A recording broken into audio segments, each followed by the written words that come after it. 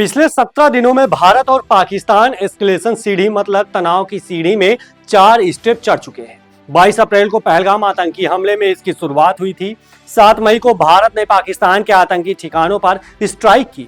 अगले ही दिन पाकिस्तान ने भारत के सैन्य ठिकानों पर मिसाइल और ड्रोन हमले कर दिए।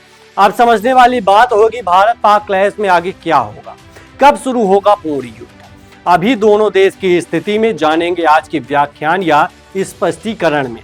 सवाल नंबर 1, एस्केलेशन लैडर है क्या होता है? तो आइए जानते हैं क्या है एस्केलेशन लैडर।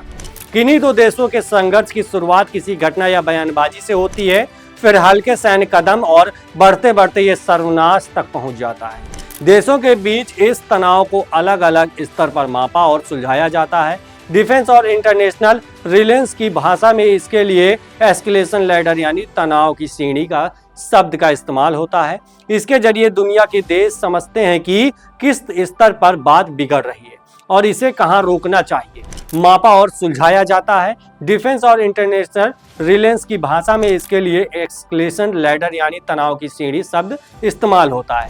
इसके जरिए दुनिया के देश समझते हैं कि किस स्तर पर बात बिगड़ रही है और उसे कहां रोकना चाहिए। खासकर परमाणु हथियारों वाले देशों को एस्केलेशन को समय रहते रोकना जरूरी होता है, नहीं तो नतीजा तबाही हो सकता है। अमेरिका के मिलिट्री स्टडीज हरमन कॉन ने 1965 में लिखी किताब on escalation metaphors and scenarios के एस्केलेशन लैडर की थ्योरी दी। उनकी सीढ़ी में संघर्ष के कुल 44 चरण शामिल थे। मॉडर्न मिलिट्री एक्सपर्ट इसे कई स्टेप में देखते हैं। नंबर 1, क्या पाकिस्तानी हमले के बाद दोनों देशों के बीच जंग शुरू हो चुकी है? आइए जानते हैं। एस्केलेशन लैडर में 5वां स्टेप पूर्ण युद्ध होता है। रिटायर्ड लेफ्टिनेंट जनरल रामेश्वर राय कहते हैं कि कोई भी देश जंग का ऐलान करके जंग नहीं लड़ता। किसी एक देश की कार्रवाई के बदले दूसरी तरफ से जैसा रिएक्शन आता है उसी हिसाब से तय होता है कि अगले का एक्शन कितना सख्त होगा।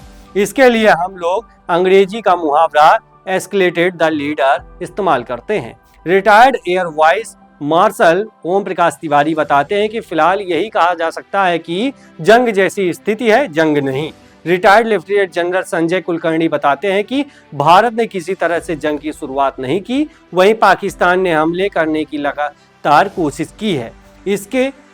इसे वो जंग की तरह मानता है। नंबर 3, जंग का मतलब क्या होता है और पूर्ण युद्ध कब शुरू माना जाता है? आइए जानते हैं। ऑक्सफोर्ड डिक्शनरी के मुताबिक वार का मतलब लोगों, विरोधी ताकतों या सिद्धांतों के बीच संघर्ष। मिलिट्री जनरल कार्ल वॉन क्वालिस्विट के मुताबिक जंग एक ऐसी हिंसा है जिसका मकसद विरोधियों को इतना मजबूर करना है कि वो हमारी इच्छा को पूरी करें।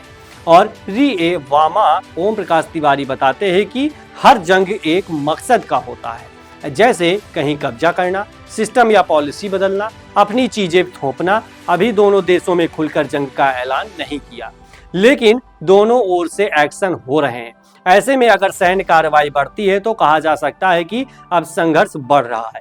इस संघर्ष में अब आर्मी, एयरफोर्स और नेवी यानी सेना के तीनों अंग शामिल हो जाते हैं, तो इसे फुल फ्लेड्ज वॉर यानी पूरी तरह से शुरू हो चुकी जंग कहा जाता है। रिलेजन रामेश्वर राय कहते हैं कि 1999 में हुई कारगिल की लड़ाई एक सीमित जंग यानी लिमिटेड वॉर थी। हमारे टारगेट्स तय थे और हमें अपनी जमीन को वापस पाना था। जब भारत ने